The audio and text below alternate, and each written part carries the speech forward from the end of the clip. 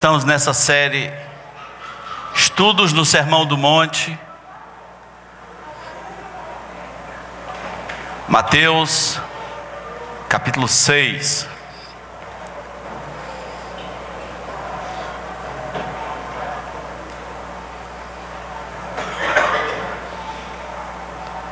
Está na sua mão aí, diga amém. Mateus 6:1 diz assim: guardai-vos de exercer a vossa justiça diante dos homens, com o fim de serdes vistos por eles. Doutra sorte, não tereis galardão junto de vosso Pai Celeste. Vamos orar. Nosso Deus, estamos aqui mais uma vez para receber da Tua palavra, Senhor, e pedimos que faça de nós pessoas honestas, pessoas sinceras diante dos desafios que a Tua palavra põe diante de nós. Que o Teu Espírito Santo, que é o autor, que é o inspirador da palavra, meu Senhor, passeie aqui e derrame sobre nossos corações a Tua palavra poderosamente. Pedimos em nome de Jesus. Amém. Na pregação de hoje, irmãos, a gente vai tentar fazer um pacote que envolve o que a gente vai chamar aqui de os atos piedosos. Se eu fosse católico, chamaria de as obrigações religiosas, não é? Às vezes o católico tem essa mentalidade: eu preciso fazer minhas obrigações, eu tenho as minhas obrigações religiosas. 3 dessas obrigações, entre aspas, serão abordadas hoje, que são o jejum, e a oração, e as esmolas, e por tabela, contribuições financeiras e ofertas e etc, etc. Mateus 6:1 é que abre todo o entendimento para tudo que vem por aí. Jesus Cristo disse: tenha cuidado de exercer a tua justiça com o fim de serdes vistos pelos homens. E de outra maneira, se não for assim, você não vai ter galardão nos céus. A palavra justiça aqui nesse contexto, não daquele outro que eu expliquei, da justiça do Filho de Deus pendurado na cruz, mas aqui nesse contexto, a palavra justiça representa exatamente isso. O que um católico chamaria de as obrigações religiosas, os atos piedosos, os exercícios da piedade, coisas que pessoas que temem a Deus e que querem agradar a Deus fazem, os exercícios da fé cristã, os deveres cristãos. E aqui nesse pacote hoje a gente vai tentar mencionar 3. Jesus Cristo está dizendo que toda vez que você fizer uma dessas coisas e outras relacionadas, deveria haver um esforço para você não fazer essas coisas com o fim de aparecer, porque a tentação de aparecer é grande. A tentação de dizer: olhem para mim, vejam o que eu estou fazendo, veja como eu sou fiel a Deus, veja como eu sou um exemplo, veja como eu sou um modelo. A tentação de querer aparecer nessas horas é muito grande. Mateus 6:1 é que vai dar toda a chave. Toma cuidado para você não fazer essas coisas querendo ser visto pelos homens. E aí surge a pergunta óbvia: quando você faz essas coisas, quando você dá a sua oferta, quando você ora, quando você jejua, quando você dá uma esmola, você de alguma maneira faz isso e tem o desejo de que pessoas vejam e saibam que você faz isso? Sendo Mateus 6:1 a chave para esse entendimento, há outras chaves para o entendimento, que eu vou chamar aqui de frases chaves para abrir o nosso raciocínio a respeito de quão sério é isso, de não querer fazer coisas com o fim de ser visto pelos homens. Em primeiro lugar, isso tem uma influência direta sobre os galardões. Muita gente no meio cristão confunde galardão com salvação. A salvação é uma coisa, salvação é grátis, eterna e completa, está consumado e pronto, fomos comprados, somos propriedades exclusiva de Deus, somos filhos e herdeiros juntamente com Cristo, fomos selados, fomos escritos no livro da vida, todas as garantias estão na Escritura, isto é salvação. Galardão são, falando literalmente, prêmios extras, extra salvação, prêmios além da salvação. E galardões são coisas muito sérias. Por exemplo, a salvação não se perde, mas os galardões se perdem. O Apocalipse diz, olha, guarda o que tem para que ninguém tome a tua coroa. Às vezes os galardões são chamados de coroa, não é? Há algumas das mais famosas, a coroa da vida, para quem é fiel até a morte, no sangue mesmo. A coroa da justiça, para quem ama a volta de Jesus. A coroa incorruptível, para quem cresce em domínio próprio. E uma muito bonita, eu acho o nome dela muito bonito, chamada imarcessível coroa de glória. Para alguns pastores que tiverem certas características. Os crentes parece que cometeram um pecado. E eu estou falando assim de crentes históricos e que tiveram um entendimento maior da graça, cometeram algum pecado em relação a galardões. Alguns disseram assim, eu não quero saber de galardões, eu não estou salvo, né? Então eu entrando no céu, tá bom demais. Alguns já chegaram a dizer assim, olha, se eu me salvar, mesmo que eu chegue no céu cheirando a fumaça, não é? Mesmo que eu fique no banheiro do céu, aí já está bom, não preciso de galardões. No entanto, meu irmão, galardões são alguma coisa muito séria, porque eles são muito falados e muito batidos na Escritura. A Escritura, inclusive, desafia você a buscar ganhar galardões. O argumento do Novo Testamento é mais ou menos assim: você só tem uma vida para acumular tesouros nos céus. Você só tem uma vida.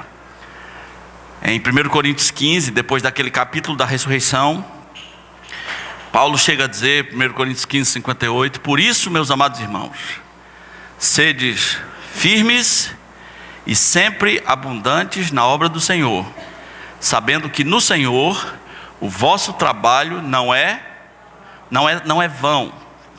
Ele paga bem. Pare com essa história de que eu não quero galardão, de que eu não preciso de galardão. Se Deus disse que é bom, se Deus ensina que você tem uma vida para ganhar galardões, para acumular tesouros nos céus, aí o diabo botou na sua cabeça de que você não deve se preocupar com galardões. Por outro lado, existe aquele irmão galardonista folclórico, que ele acha que o céu está cheio de galardão para ele, né? Que ele acha que quando chegar no céu, Deus vai fazer para ele assim a festa do Oscar, e vai dizer, o galardão vai para, né? E que ele vai receber umas coroas incríveis, que ele vai ter uma mansão de ouro, né? Tipo no céu assim tem a favela para quem não tem galardão, e tem o bairro do Morumbi de ouro, né? O bairro dos Jardins, a classe alta dos céus, e ele vai ser cheio de estrelas, cheio de coroa, ouro para todo lado, torneira de ouro, pia de ouro, banheira de ouro. Ele é o cara do ouro que está achando que vai arrebentar nos galardões. Porém, muita gente não vai receber galardão nenhum, por uma razão muito simples. É que no coração deles existe uma coisa que tem um apelo maior do que os galardões celestiais, que são os galardões terrenos. Meu irmão, muito cuidado com o desejo pelos galardões terrenos. A Bíblia diz assim, ai de vós, quando todos vos louvarem. Cuidado. Essa exortação de Jesus, ela tem influência direta nos galardões, porque Jesus disse: se você fizer os seus atos piedosos com o fim de ser visto pelos homens, com o fim de receber o seu parabéns, o que diz a palavra de Deus é muito dura: você não terá galardão nos céus. Pode até ser que trabalhou muito, mas você já recebeu o seu galardão. Qual foi o seu galardão? Foi publicar na internet que você fez isso, isso e mais aquilo. Foi publicar na televisão que você é o cara da fé, o ousado. O seu galardão foi o aplauso das pessoas, o reconhecimento público da sua igreja. Já recebeu. De maneira que se você chegar no céu e disser: mas Senhor, eu fiz aquilo e mais aquilo, não rola nenhum pagamento, e você vai ouvir: não, você já recebeu. Como assim já recebi? Você não queria aplausos? Você não queria as fotos? Você não queria o Instagram, né? Você não queria o tapinha nas costas, o reconhecimento humano, os elogios, as bajulações? Você não queria ser chamado de grande homem de Deus? Você não queria ser chamado de mulher segundo o coração de Deus, na frente de todo mundo? Já foi, já é.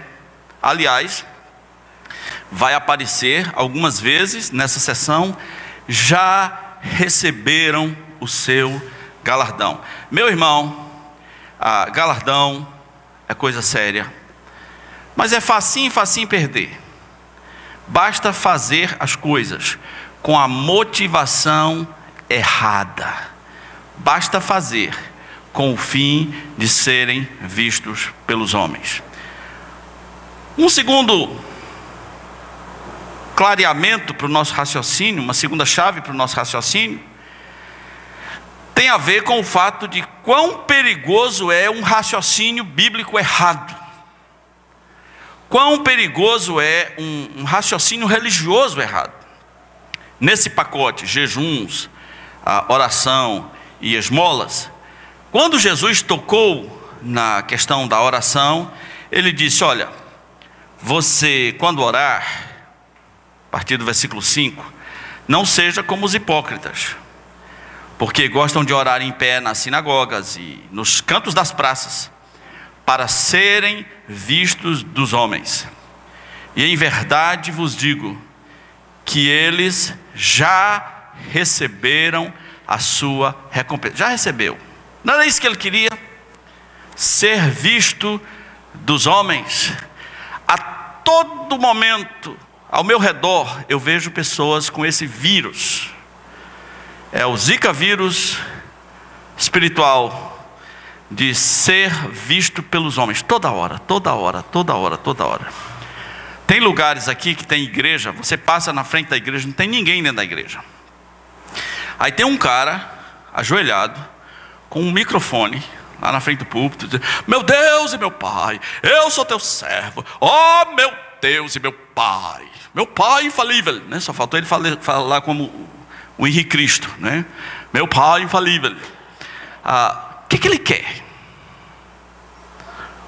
O contrário disso é totalmente diferente, é de uma maneira que ele nem imagina que seja. Toma muito cuidado com essa tentação de querer ser visto pelos homens.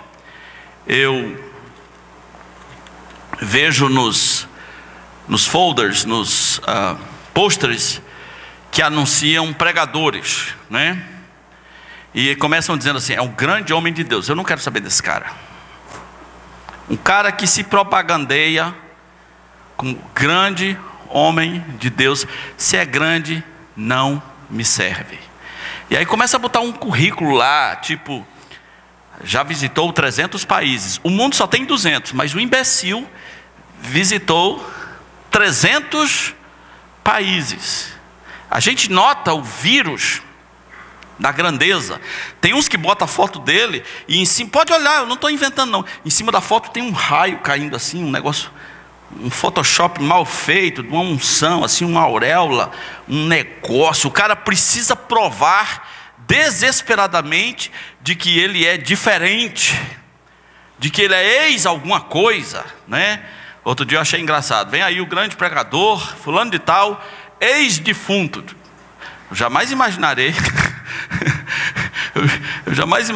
que alguém se apresentasse como ex-defunto, né?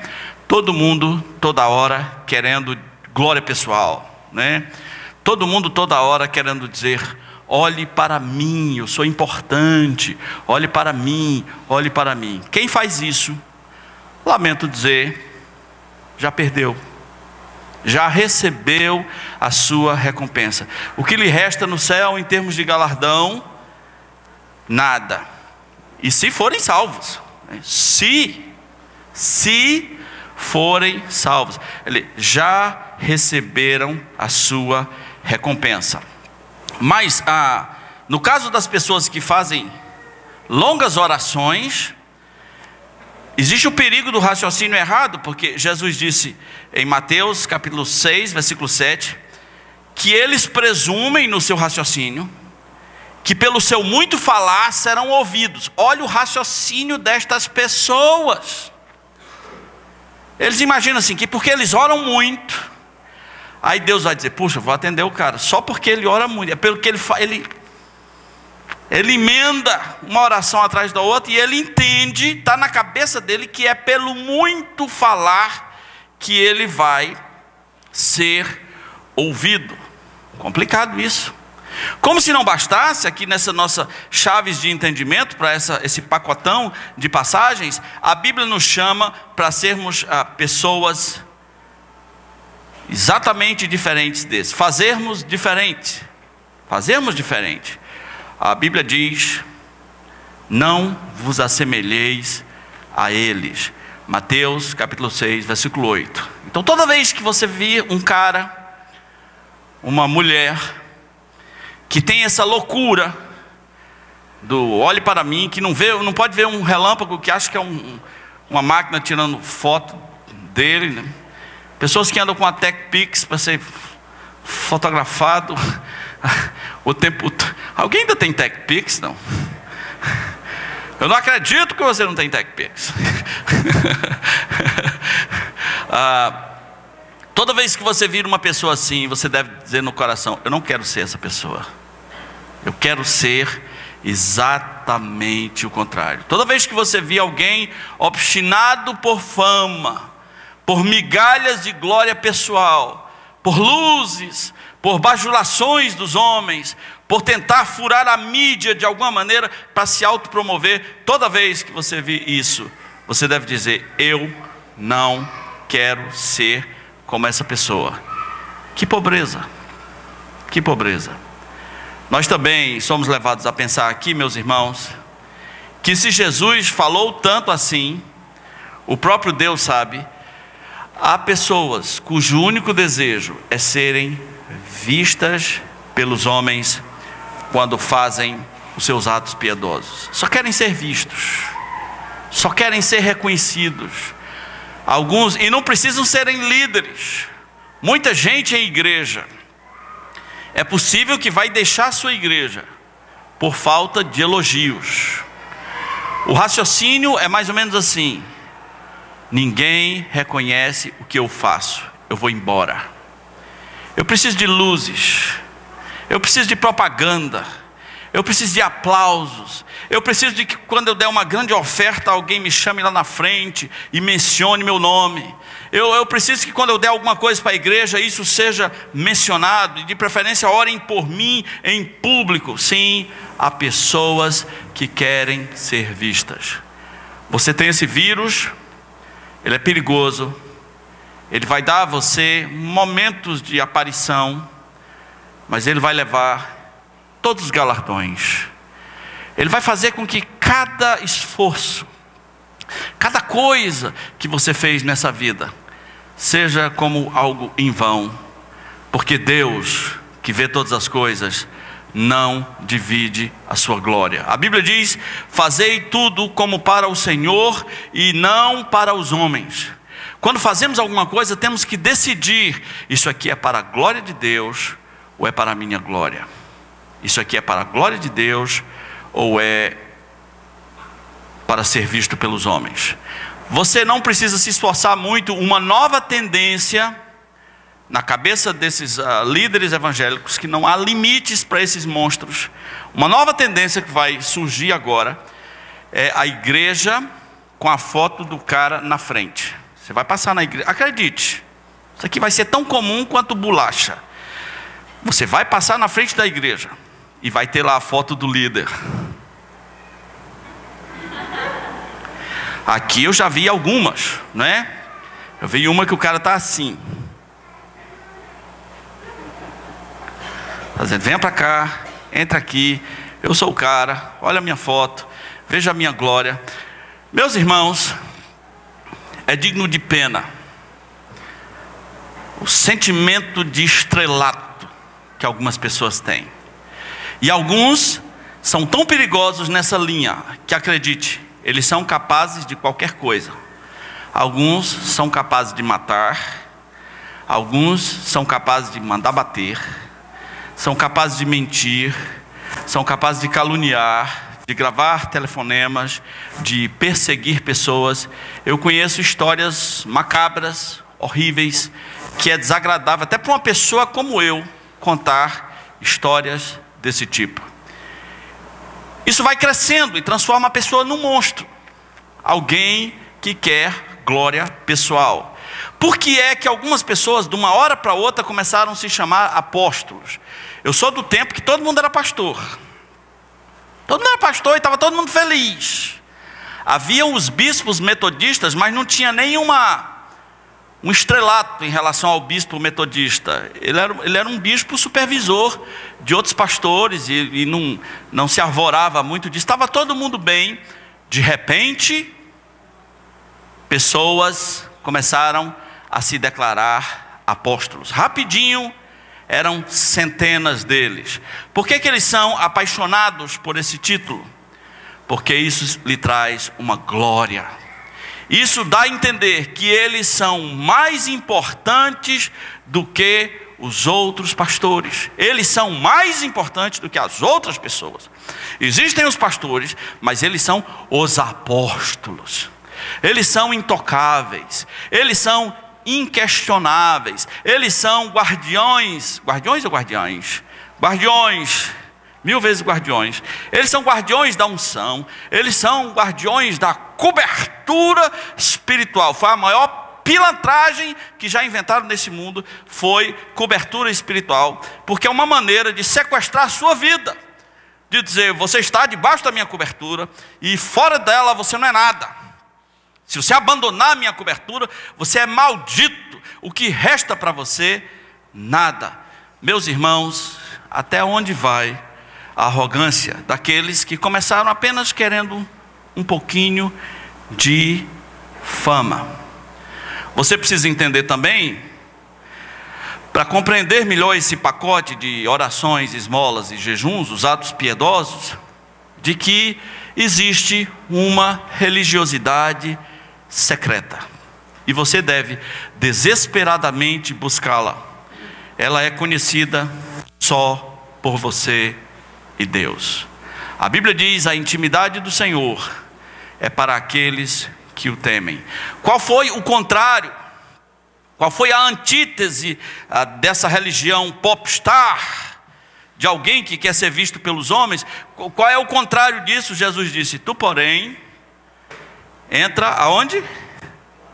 No teu quarto, e fechada a tua porta, ora a teu pai que está em secreto, e teu pai que te vê em secreto te recompensará. Existe uma espiritualidade secreta. Não propagandei oração, não propagandei jejum, não arrote a autoridade espiritual e vida espiritual de que você passou a noite orando pelos irmãos e para que Deus abençoasse a todos e por meu intermédio Deus está abençoando. Para com isso. Para com isso. Existe uma religiosidade secreta. Entra no teu quarto. Fala com teu pai em secreto. E teu pai que te vê em secreto te recompensará. A minha pergunta é: qual foi a última vez que você praticou a espiritualidade secreta? Você entrou no seu quarto, fechou a sua porta. O quarto aqui pode ser qualquer lugar secreto. Fechou a sua porta e naquele momento era só você e Deus.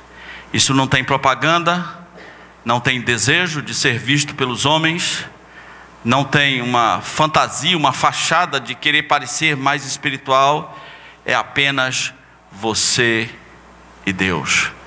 Qual foi a última vez que você fez isso? A sua alma, meu irmão, está com saudade. A sua alma está com sede. A sua alma está precisando desse momento. Então, dito isso, quero falar rapidamente. Que horas são? Eu quero falar rapidamente sobre esses 3 atos piedosos.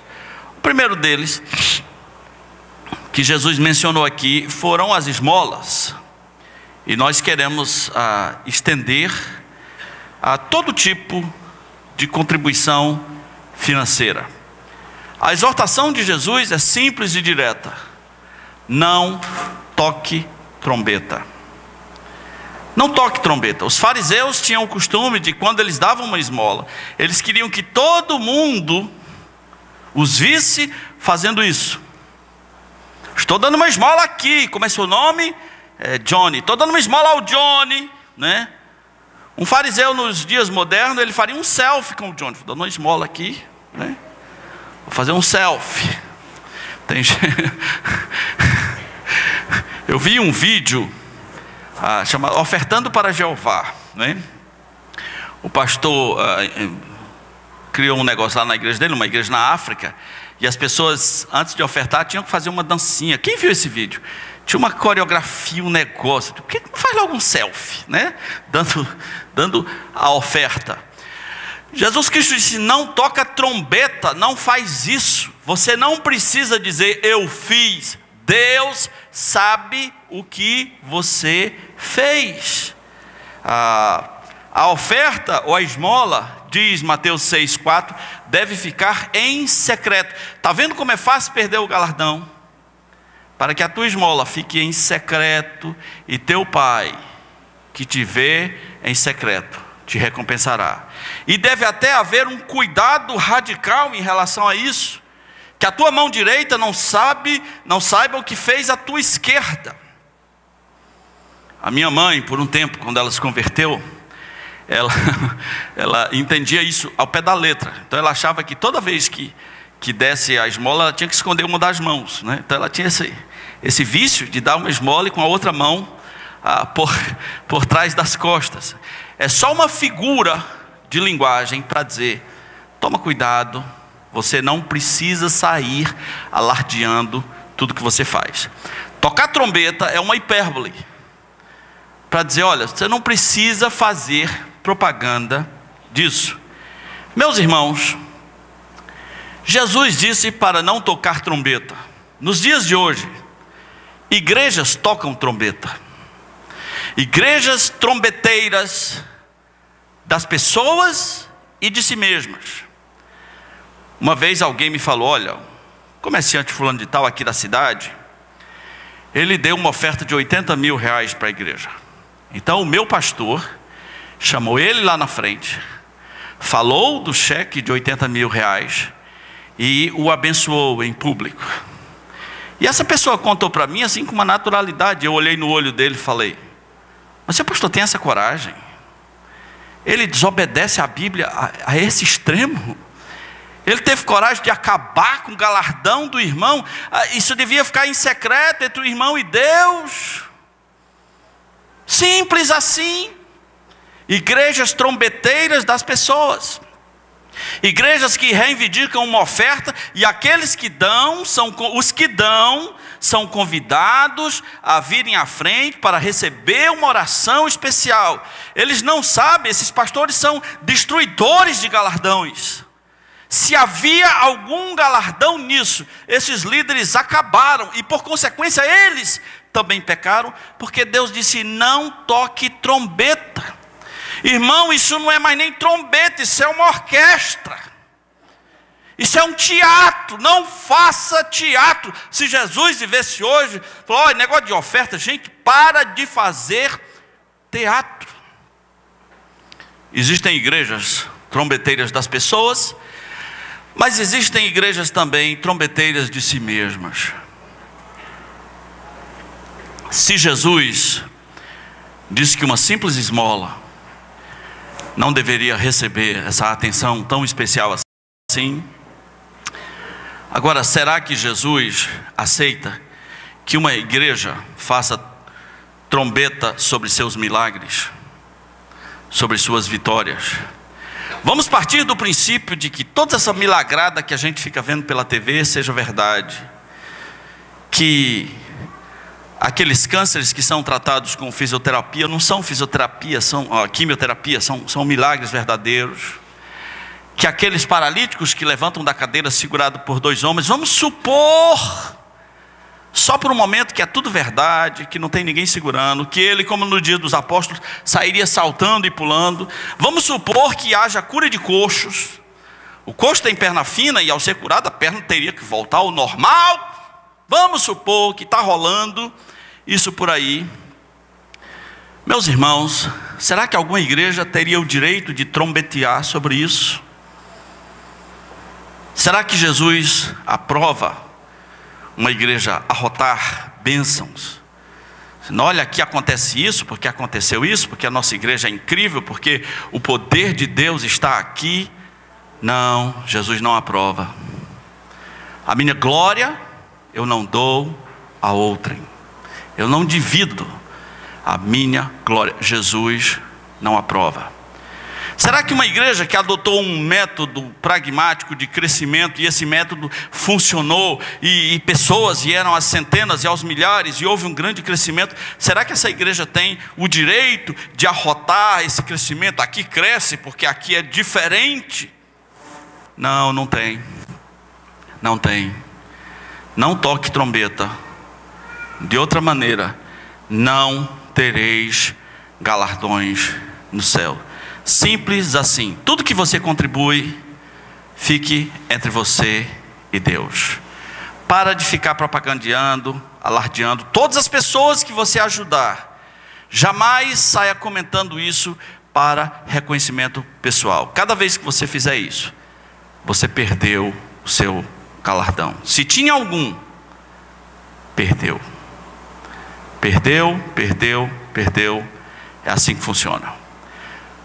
Segundo ato piedoso, oração tem exortações diretas de Jesus. Eu já falei do raciocínio errado, de pessoas que presumiam que é pelo seu muito falar que elas serão ouvidas. Então, se eu orar 3 horas, eu sou mais merecedor do que a pessoa que orou apenas 1 hora. Esse era o raciocínio deles. E Jesus disse: não é assim que funciona. Mas Jesus condenou também as vãs repetições. O que é uma vã repetição? É uma repetição que não tem sentido nenhum, que não faz diferença nenhuma no seu relacionamento com Deus. É uma repetição talvez aprendida mecanicamente. É uma papagaiada de oração que não tem a menor graça para Deus. E a Bíblia diz: não use de vã repetição. Os crentes gostam de acusar os católicos de usarem de vãs repetições por causa das rezas. Mas, meu Deus, as orações cristãs estão cheias de coisas sem sentidos, coisas que foram apenas aprendidas como um discurso. No meio tradicional de onde eu venho, eu conheço essas vãs repetições, não é? A pessoa era capaz de começar a orar na igreja, e eu já sabia como é que ele ia terminar, porque era a mesma oração, era seca, vazia, oca, umas coisinhas decoradas, que geralmente terminava assim: e agora, Senhor, despede-nos em paz para os nossos lares, né? Eu não sei se a gente entende o peso dessa expressão, mas eu não quero ser despedido por Deus. Eu prefiro dizer: vem comigo, Senhor, não me despeça não é? venha comigo. No meio pentecostal é horrível. Vãs repetições, coisas que as pessoas ficam repetindo, que não faz o menor sentido para dizer que é uma oração, que é uma conversa com Deus. Jesus Cristo não aconselharia você a orar e dizer: vamos orar agora. Derrama, derrama, derrama, derrama, derrama, derrama, queima, queima, queima, queima. O que é isso? É fogueira? É o quê? Isso é oração? Isso é uma vã repetição sem sentido. Se alguém fez essa oração na Bíblia, eu quero fazê-la. Eu desafio você a ler todas as orações da Bíblia. Eu desafio. Elas não tem lá, elas dizendo assim: eu determino, eu declaro, queima agora, derruba agora, derrama, derrama, derrama, derrama, derrama. Epa! Cara, esse cara foi camelô, né? Ele tem uma prática de camelódromo, né? Parece que eu estou ouvindo: é R$1 aí, é R$1, é R$1, é R$1. Sorvete, pamonha, é R$1, é R$1, é R$1. Faz muita diferença, né? Quando eu fui na 25 de março, pela primeira vez, era a época do Tamagotchi, né? E nunca saiu da minha cabeça os caras vendendo Tamagotchi a R$1, né? É R$1, é R$1, é R$1. Tamagotchi é R$1. Vamos levar o Tamagotchi a R$1. Alguns adolescentes não fazem a menor ideia do que é o Tamagotchi, né? Quem brincou de Tamagotchi? Quem teve um Tamagotchi aqui? Olha ali, Camila, teve um Tamagotchi. Renata, você teve um? Você brincou? Você estava ainda na idade infantil quando surgiu o Tamagotchi? Não useis de vãs repetições, meus irmãos. Isso é blasfêmia contra Deus. Leia as orações bíblicas, elas são sérias. Leia todas. Leia as orações de Davi, leia os salmos, leia as orações dos reis de Israel, leia as orações dos juízes, leia as orações que são feitas no Apocalipse, leia as orações de Paulo. Elas não têm esta besteira. Elas são pura vã repetição. E já evoluiu para blasfêmias. Eu vejo o pastor da televisão dizendo: agora vamos orar. Você, Satanás, você que está aí, você, pomba gira, você, Zé Pelintra. Cara, ele está orando. A oração dele é um papo legal com o capeta. E ele disse: vamos orar. Meus irmãos, a oração tem que ser pura. A oração tem que ser pura. Cuidado com as vãs repetições. Claro que no decorrer da nossa vida nós aprendemos expressões bíblicas, expressões culturais, e elas fluem de nós, mas cuidado com coisas que são apenas vãs, que são apenas bobagem. E se você quer saber, o modelo ideal é o Pai Nosso. Jesus disse: quando você está aqui, Mateus 6,9, quando vocês orarem, orem assim. Vocês devem orar assim. O Pai Nosso não é também para ser repetido como uma vã repetição, porque ele tem coisas muito sérias que você não devia dizer para Deus, a menos que a sua vida tivesse desse jeito. Por exemplo, qualquer pessoa que ora o Pai Nosso, ou que vem de uma tradição que repete o Pai Nosso na igreja, qualquer pessoa que não perdoou o seu irmão não faz ideia do que está dizendo para Deus, porque o Pai Nosso, numa das suas linhas, diz: e perdoa-nos as nossas ofensas, assim como nós temos perdoado. É como se o cara dissesse: Deus, do jeito que eu estou perdoando meu irmão, o Senhor pode me tratar. Só me trate como eu tenho tratado o meu irmão. O texto termina dizendo: se porém não perdoardes os homens as suas ofensas, tampouco vosso Pai Celeste vos perdoará as vossas ofensas. Você devia tomar muito cuidado ao repetir o Pai Nosso ao pé da letra. Ele não é uma oração para ser repetida ao pé da letra. Ele é um conjunto de princípios que deveriam estar contidos em qualquer oração séria. Quando eu digo Pai Nosso, é assim que eu começo a orar. Eu não começo orando você, pomba gira, você, Satanás. Eu começo orando meu Pai.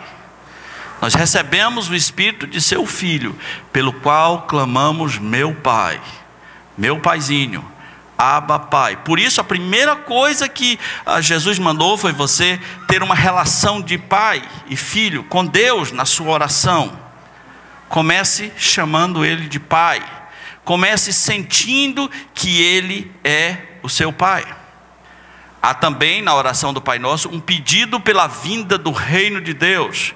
Que Jesus venha, que Jesus volte, deve estar contido na oração. O Maranata cristão deve estar contido.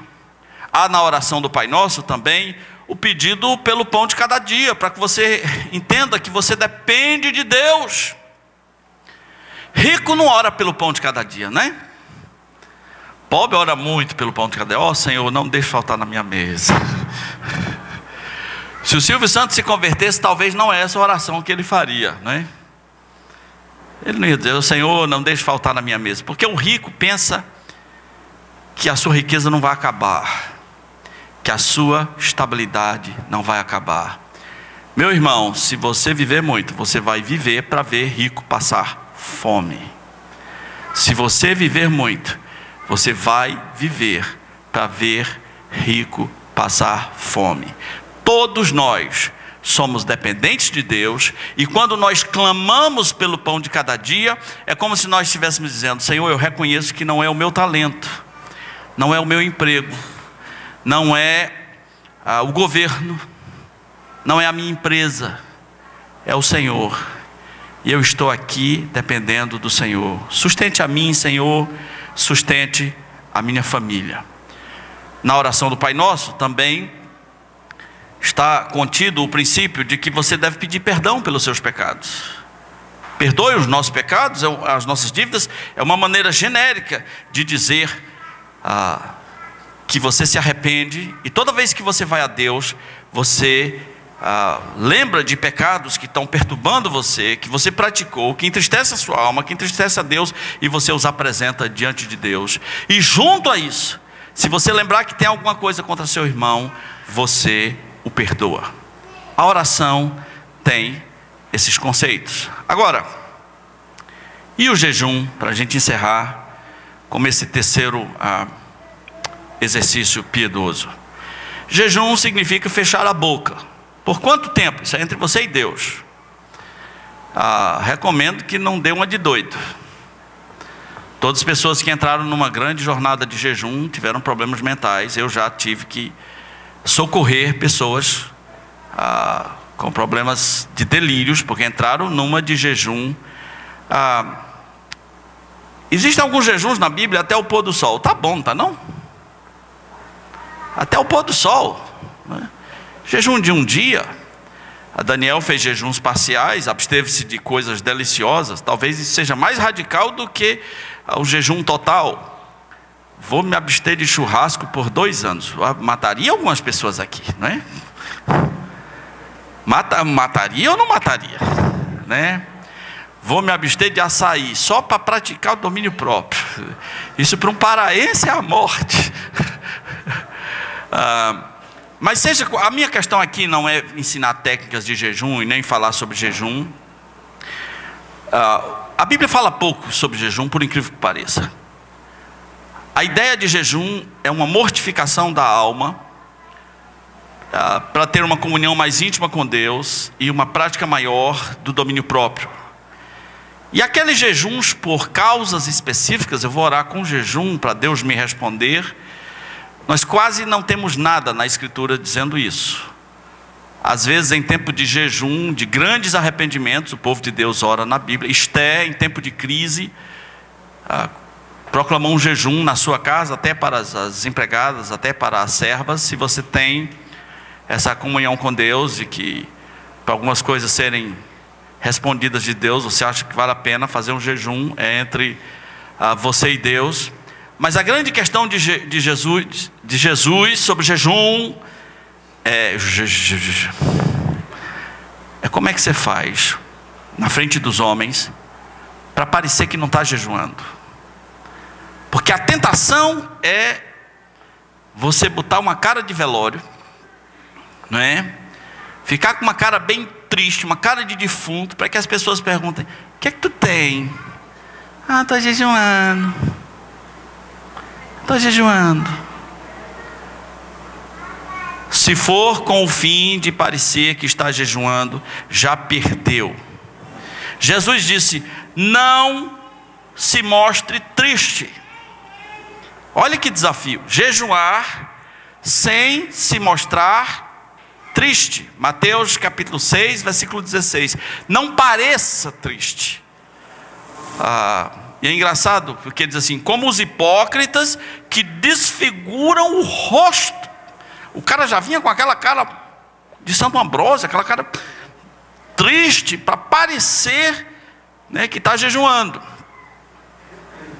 Aí o cara vai na festa de aniversário do amigo, alguém vem lhe servir aqueles salgadinhos, né? Tem aquelas bolinhas, aquilo é uma covardia, aquilo explode na boca, tem um queijo alguma coisa, né? Um queijo celestial ali, aquilo é uma palhaçada, um negócio daquilo. A gente morde aquilo, vai no terceiro céu, né? Aí você vai no aniversário do seu amigo e alguém lhe serve, você, não quero, estou jejuando.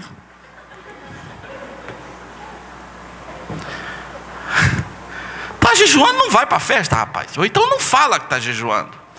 O grande desafio é não parecer triste. Não parecer triste. Como é que eu faço para não parecer triste quando estou jejuando? Jesus disse: tu, quando jejuares, unge a cabeça e lava o rosto. Ou seja, passa um gel, né? Fica bonitão, fica legal, né? Passa uns Mary Kay, um negócio, fica bonito, pô. Vai lá na Vanja, dá um Mary Kay aí, né? Fica legal, né? Fica bonito. Esse é o grande desafio, com o fim de não parecer triste. Olha que eu vou ler, foi Jesus que falou, está na sua Bíblia. Mateus capítulo 6, versículo 17. Tu, porém, quando jejuares, unge a cabeça. Naquele tempo ungia com o quê? Com creme lá qualquer, com azeite, qualquer coisa. Unge a cabeça e lava o rosto, com o fim de não parecer aos homens que jejuas, e sim ao teu pai em secreto. Sim, existe uma religiosidade secreta, e teu pai que te vê em secreto te recompensará.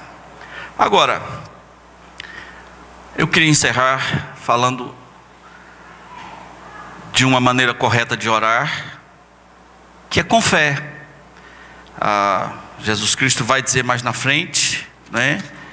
Em Mateus 7, 7, pedi e dá-se-vos-á, buscai e achareis, batei e abri-se-vos-á, pois todo o que pede recebe, todo o que busca encontra, a quem bate abri-se-lhe-á. O qual dentre vós é o homem que, se porventura o filho lhe pedir um pão, lhe dará pedra? Ou se lhe pedir um peixe, lhe dará uma cobra? Ora, se vós que sois maus, sabeis dar boas dádivas aos vossos filhos, quanto mais vosso Pai que está nos céus dará boas coisas aos que lhe pedirem. Tudo, pois, quanto quereis que os homens vos façam, assim fazei vós também a eles, porque esta é a lei e os profetas. Se você está orando para alguém lhe tratar bem, trate bem pessoas, fica mais fácil, né? Quanto ao jejum, há um outro tipo de jejum, porque se você é um jejuador, quanto mais, se você é um jejuador constante, corre o risco, mesmo que seja secreto, corre o risco disso também virar um ritual. Então, em Isaías capítulo 58, versículo de 5 a 7, nos ensina qual é o jejum que mais agrada a Deus. Se você quer aprender a fazê-lo, quando estiver fazendo jejum, também fazer esse, o jejum que mais agrada a Deus. Isaías 58, versículo 5, diz assim: será este o jejum que escolhi, que o homem um dia aflige a sua alma, e incline a sua cabeça como um junco, e estenda debaixo de si pano de saco e cinza? Chamarás tu a isso jejum e dia aceitável ao Senhor? Porventura, não é este o jejum que escolhi, que soltes as ligaduras da impiedade, ou seja, afaste-se do pecado, desfaças as ataduras da servidão, deixes livres os oprimidos, e despedaces todo o jugo? Porventura, não é também que repartas o teu pão com o faminto, e recolhas em casa os pobres desabrigados, e se vires o nu, o cubras, e não te escondas do teu semelhante? Então romperá a tua luz como a alva, e a tua cura brotará sem detença. A tua justiça irá diante de ti, e a glória do Senhor será a tua retaguarda. Vamos orar, aliás, vamos orar. Nosso Deus, nós te louvamos porque o Senhor nos ensina a verdadeira espiritualidade. Que sejamos aqui um povo obstinados por essa vida secreta, esse relacionamento íntimo, conhecido apenas por nós e o Senhor. Que quando formos contribuir ou formos dar uma esmola, uma ajuda a alguém, que não haja, meu Deus, em nós a tentação de querer nos vangloriarmos. Que quando orarmos, meu Deus, que essa oração seja pura e simples como de uma criança falando com o seu pai. E que quando jejuarmos, que não haja em nós absolutamente nem um pouco de vanglória. Cura as coisas erradas que têm existido dentro de nós, meu Pai. Nós pedimos em nome de Jesus. Amém. Amém. Hoje à noite, 7 horas.